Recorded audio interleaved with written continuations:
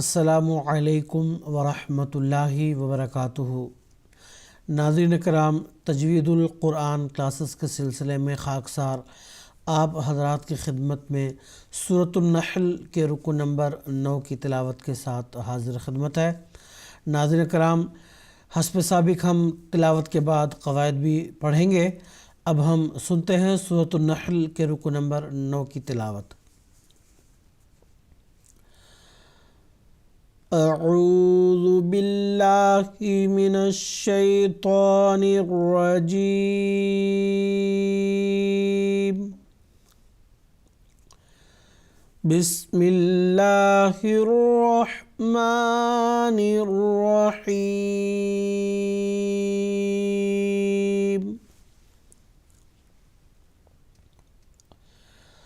وَإِنَّ لَكُمْ فِي الْأَنْعَامِ لَعِبْرَةً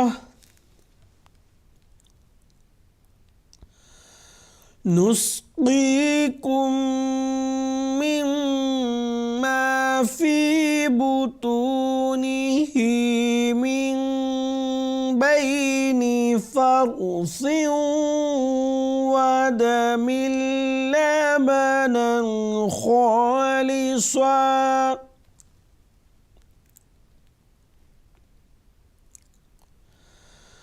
من بين فرث ودم لبنا خالصا سائغا للشاربين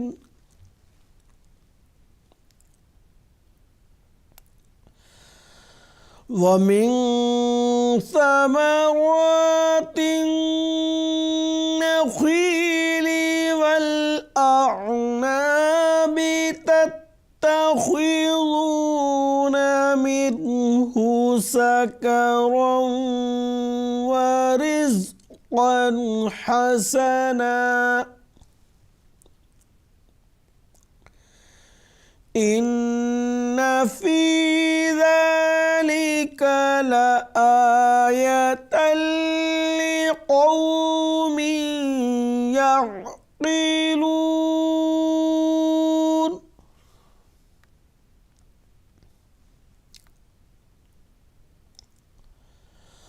وأوحى ربك إلى النحل أن اتخذي من الجبال بيوتا ومن الشجر ومما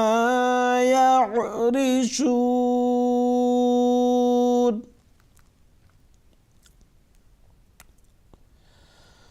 ثم كلي من كل الثمرات فاسلكي سبل ربك ذللا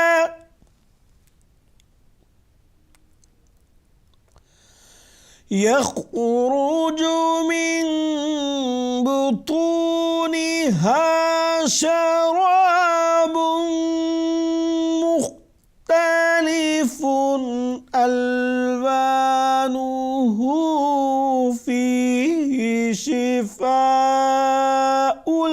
للناس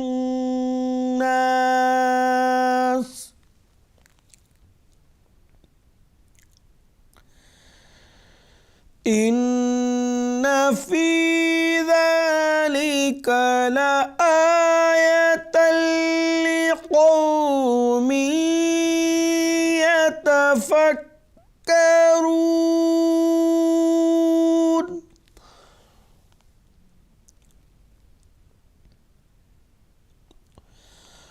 والله خلقكم ثم يتوفاكم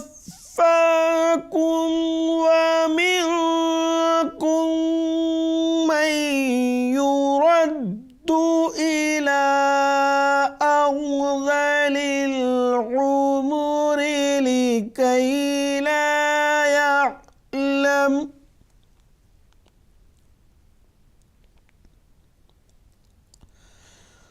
لِكَيْ لَا يَعْلَمَ بَعْدَ عِلْمٍ شَيْئًا إِنَّ اللَّهَ عَلِيمٌ قدیر۔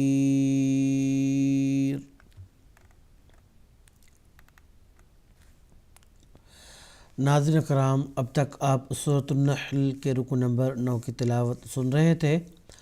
اب ہم قواعد پڑھتے ہیں۔ وَإِنَّ لَكُمْ، نون مشدد ہے، ایک الف کے برابر غنہ کے آواز کے ساتھ اس کو ہم پڑھیں گے۔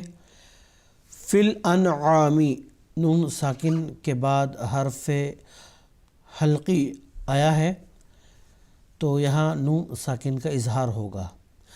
اظہار کہتے ہیں نون ساکن اور تنوین کی مکمل آواز کی ادائیگی کو اظہار کہتے ہیں، اور اظہار ہوتا کب ہے؟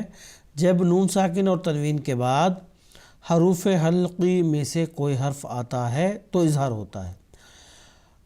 میں پھر سے یاد دہانی کے لیے بتا دیتا ہوں، حروف حلقی 6 ہوتے ہیں: حمزہ، ہا، عین، حا، غین، خا۔ تو نون ساکن اور تنوین کے بعد ان 6 حروف میں سے کوئی ایک حرف بھی آتا ہے تو نون ساکن اور تنوین کا اظہار ہوگا، یعنی اس کی مکمل آواز کی ادائیگی ہوگی، اور یہاں پہ غنہ کی آواز ہرگز نہیں ہوگی۔ اس کے بعد با ہے، یہ حروف قلقلہ میں سے ایک حرف ہے۔ تو حروف قلقلہ 5 ہیں: قاف، طا، با، جیم، دال۔ ان پر جب بھی جزم یعنی ساکن آتا ہے تو قلقلہ ہوتا ہے۔ قلقلہ کہتے کس کو ہیں؟ آواز کے ٹکرا کر واپس آنے کو قلقلہ کہتے ہیں۔ چنانچہ اب یہاں دیکھیں، حرف با جو قلقلہ کا حرف ہے اس پر جزم آیا ہے تو یہاں قلقلہ کے ساتھ ہم اس کو پڑھیں گے، اور را اس کو پر پڑھیں گے۔ را کو اس لیے پر پڑھیں گے کہ اس پہ اگر زبر یا پیش آتا ہے تو اس کو پر پڑھتے ہیں، اور علامت وقف تو آنے کی وجہ سے یہاں ہم نے وقف کر دیا۔ وقف کرتے ہوئے قاعدہ وقف میں جو 3 باتیں ہیں اس میں سے ایک بات یہ ہے کہ آخری حرف اگر گول تا ہوتا ہے تو اس کو ہائے ساکنہ میں تبدیل کرنا ہوتا ہے۔ تو دیکھیں ہم نے اس کو اسی طرح پڑھا ہے، لعبرہ، اس کو ہم اس طرح سے نہیں پڑھیں گے لعبرت، تا کی آواز نہیں آئے گی بلکہ ہا کی آواز آئے گی، اور اس پہ ساکن ہونا چاہیے، اس آواز مطلب ہا پہ، لعبرہ، اس طرح سے۔ نسقیکم، اب پہلا جو قاف ہے اس کو گول پڑھیں گے کیونکہ حروف پر میں سے ایک حرف ہے، اور جو دوسرا قاف ہے اس کو باریک پڑھیں گے۔ اب آگے جا کے یہ جو میم ساکن دکھ رہا ہے یہ اگلے میم میں ادغام اس کا ہو گیا ہے۔ اس ادغام کو کہتے ہیں ادغام مثلین۔ دونوں میم ہیں مشدد ہیں، ان کو ایک الف کے برابر غنہ کی آواز کے ساتھ دونوں کی ادائیگی ہوگی۔ اس کے بعد فی بطونہ، یا طا ہے تو اس کو گول پڑھیں گے، یہ حروف ہے پر میں سے ایک حرف ہے۔ اس کے بعد من بینی، یہاں پہ قاعدہ قلب لاگو ہوا ہے۔ قلب کہتے ہیں نون ساکن کی آواز کو میم میں تبدیل کر کے پڑھنا۔ اس لیے دیکھیں یہاں پہ نون ساکن کے اوپر حرف میم باریک سے لکھا ہوا ہے۔ قلب ایک ہی جگہ پر یہ جو قاعدہ ہے اسی پہ ہوگا۔ نون ساکن اور تنوین کے بعد حرف با آتا ہے، نون ساکن اور تنوین کے بعد حرف با آتا ہے تو قلب ہوتا ہے۔ قلب یعنی نون ساکن اور تنوین کی جو آواز ہے وہ میم میں تبدیل ہو کر پڑھنا ہوتا ہے، تو ایک الف کے برابر غنہ کی آواز بھی یہاں ہوگی۔ اس کے بعد فرسیوں، را جو ہے یہاں پہ اس کو گول پڑھیں گے۔ اس کو گول پڑھنے کا قاعدہ یہ ہے، را ساکن سے پہلے جو حرف ہوتا ہے اس پر زبر یا پیش دونوں میں سے کوئی بھی حرکت آئے تو را ساکن گول پڑھیں گے۔ اس کے بعد ثا جو ہے اس کو بالکل ہی باریک بالکل ہی نرم آواز سے اس کو پڑھتے ہیں۔ اس کے برعکس دیکھیں آگے اسی آیت میں سین ہے، اس کو سخت آواز میں پڑھتے ہیں، مگر جو ثا ہے اس کو بالکل ہی باریک اور نرم آواز سے پڑھیں گے۔ یہاں پہ جو تنوین ہے اس پر اس کا ادغام واو میں ہو گیا ہے، تو یہاں پہ ایک الف کے برابر غنہ کی آواز کے ساتھ پڑھیں گے۔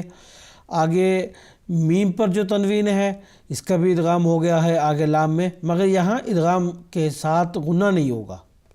پہلے میں یہاں پہ ادغام بھی ہو رہا تھا، غنہ بھی ہو رہا تھا، لیکن یہاں پہ صرف ادغام ہوگا۔ ادغام یعنی نون ساکن یا تنوین کی جو آواز ہے وہ اگلے حرف میں مل جاتا ہے، تو یہاں پہ جو نون ساکن اور تنوین کی آواز ہے وہ یہاں پہ لام میں مل گیا ہے، اس وجہ سے یہاں پہ غنہ کی آواز ہرگز نہیں ہوگی۔ اس کے بعد نون پر تنوین ہے اور تنوین کے بعد حرف خا جو حروف حلقی میں سے ایک حرف ہے وہ آیا ہے، تو یہاں پہ ہرگز تنوین کا اخفا نہیں ہوگا، غنہ کی آواز بھی نہیں ہوگی بلکہ اظہار ہوگا، یعنی تنوین کی جو مکمل آواز ہے اس کی ادائیگی ہوگی۔ اور صاد اس کو گول پڑھیں گے کیونکہ یہ حروف پر میں سے ایک حرف ہے، اور اس پر جو تنوین ہے اس کا اخفا ہوگا کیونکہ آگے حروف اخفا میں سے ایک حرف سین آیا ہے، ایک الف کے برابر غنہ کی آواز کے ساتھ یہاں پہ تنوین کے اخفا ہوگا۔ اس کے بعد سین پر مد ہے، مد متصل، حرف مد اور مد منفصل سے بھی زائد اس کو کھینچ کر پڑھیں گے۔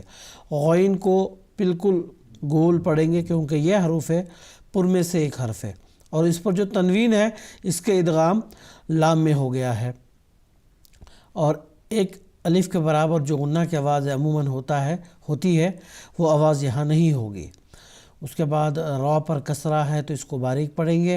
آخر پر علامت وقف آیت آنے کی وجہ سے یہاں ہم نے وقف کر دیا، وقف کرتے ہوئے آخری جو متحرک حرف نون ہے اس کو ہم نے ساکن کر دیا۔ اس کو ساکن کرنے کی وجہ سے اس سے پہلے جو حرف مد ایک ہی الف کے برابر کھینچ کر پڑھتے ہیں، اس کو مد عارض کے قاعدہ لاگو ہونے کی وجہ سے ایک الف سے زائد کھینچ کر پڑھنا ہوگا۔ تو ناظرین کرام، آج کی کلاس میں بس اتنا ہی، انشاءاللہ اگلی کلاس میں پھر ملاقات ہوگی۔ السلام علیکم ورحمۃ اللہ وبرکاتہ۔